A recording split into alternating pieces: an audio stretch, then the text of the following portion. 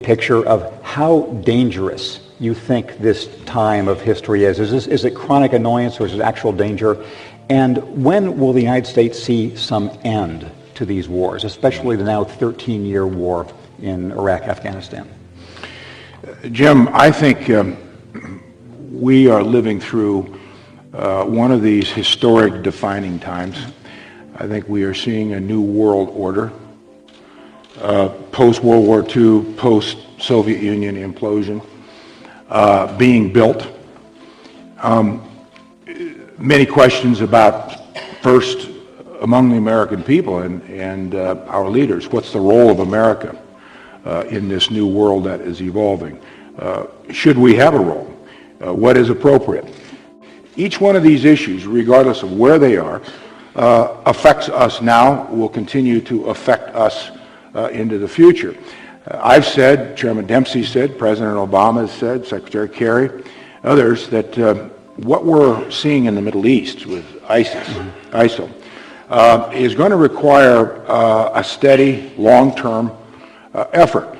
It's going to require coalitions of common interests, which we are forming. We have more than 60 countries now with us to deal with this.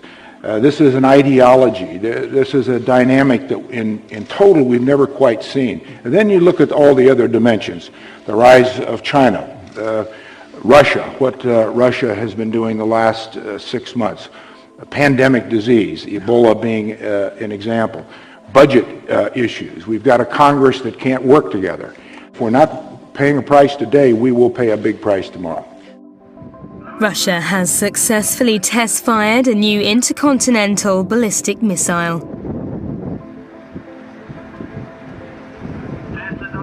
The Defense Ministry said that their Yuri Dolgoruki nuclear submarine launched the missile from an underwater position towards a testing range in the far east of the country.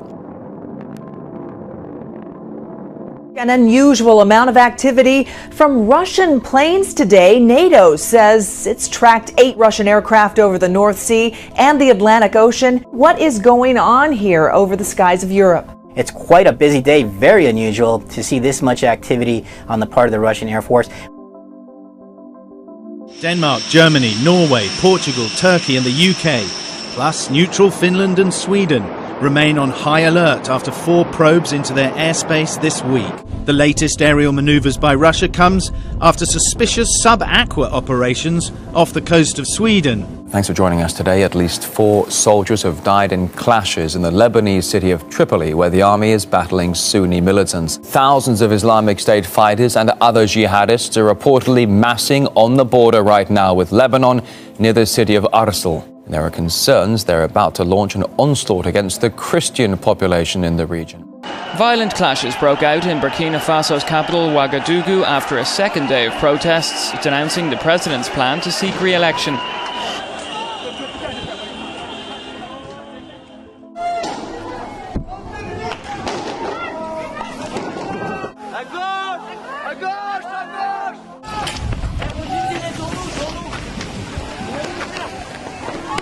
A somewhat surprising theological statement from the head of the Catholic Church to report on. It now appears Pope Francis is open to the theories of evolution and the Big Bang. He told a Vatican audience that neither idea conflicts with the idea of creation. He also said, quote, "God is not a magician with a magic wand."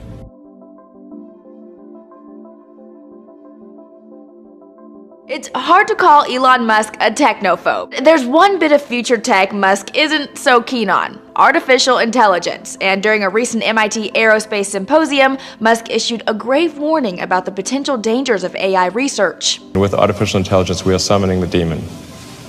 You know all those stories where there's the guy with the pentagram and the holy water, and he's like, yeah, he's sure he can control the demon. Didn't work out. An Oklahoma man is blaming the devil for making him crash his car into a controversial monument. The 10 Commandments monument on the grounds of the state capitol.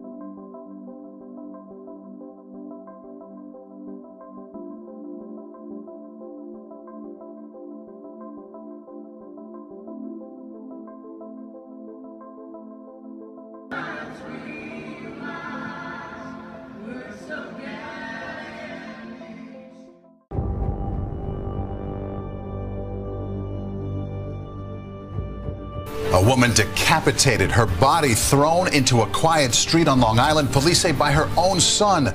Residents say they thought it was a Halloween prank at first. A decapitated body lying in the street outside an apartment building in New York, but now police say this was definitely for real. Rain washed the blood-stained street in Farmingdale, where a horror unfolded last night in front of stunned neighbors. I'm horrified that I actually was standing right in the car, saw a head, saw a body, dismissed it as a Halloween prank. It was no prank. Nassau police say the severed head and body were that of 66-year-old Patricia Ward, decapitated by her 35-year-old son. After killing her in the apartment they shared, police say Derek Ward dragged her downstairs through the lobby, then to Secatog Avenue. A half an hour later, committing suicide, throwing himself in front of a moving Long Island Railroad train. A manhunt is underway this morning in Washington, D.C. after another axe attack on police. The officer was injured while trying to disarm a man with an axe. He was not hit with the weapon. Sources tell our affiliate WUSA that the man used an axe to hit the window of the officer's cruiser while he was inside. This comes on the heels of a hatchet attack in New York City last week that wounded 2 cops. And right now at 6, new information about the murder of Jacob Crockett in Stillwater. Police say he was nearly beheaded. A 21-year-old Stillwater man is accused of using a large machete-like sword to kill one of his so-called friends. The probable cause statement says Marin's own brother watched in shock as he pulled a sword during a card game. Coherent. Certainly some of the statements he made were disturbing. Police say Marin called 911 shortly after. Police say he nearly decapitated 19-year-old Jacob Crockett. This is a surveillance photo of a blood-covered Isaiah Marin as he walked, sword in hand, through a nearby car dealer parking lot. He kept quoting Bible verses to me. And Triana Wright says she talked to Isaiah Marin. The witness says she watched the suspect walk through the parking lot with his machete onto Highway 51 until he was intercepted by police. It may sound like a Halloween prank, but police in Stamford are investigating after the discovery of 2 human skulls. And that's not all police say they found at the Stamford Refuge Transfer Station. Take a look. They also found a jawbone and several books on Satan and witchcraft. They say an employee at the station found the skulls while sifting through garbage yesterday afternoon. The area was closed off in order to investigate. A new emergency vehicle like nothing seen before in Orange County will soon hit the streets. At 48,000 pounds, the armored vehicle is designed to help the SWAT unit during emergencies. Chief Deputy Clint Hodgkinson is stepping into something new, Orange County's first armored vehicle. Ready? Free of charge from the Department of Defense and already stripped of the military equipment used overseas. When you train a police officer to use military-style weapon from the battlefield, how are you changing that officer's psychological sense of what his duty is? It's sort of soldierizing, if I may coin a phrase. Stay inside. Hey, go inside. You're going to be arrested for interfering. You understand? No, I can be out here. You're interfering right now. No, it's not past curfew.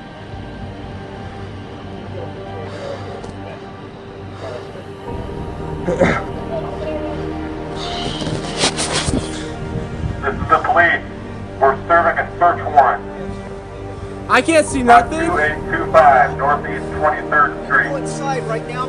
Anyone inside that location, stay where you are. No, I'm okay. I'm fine. Right now. I have no weapons. I'm fine. Do not go. Hey, this is my place. Yeah, go.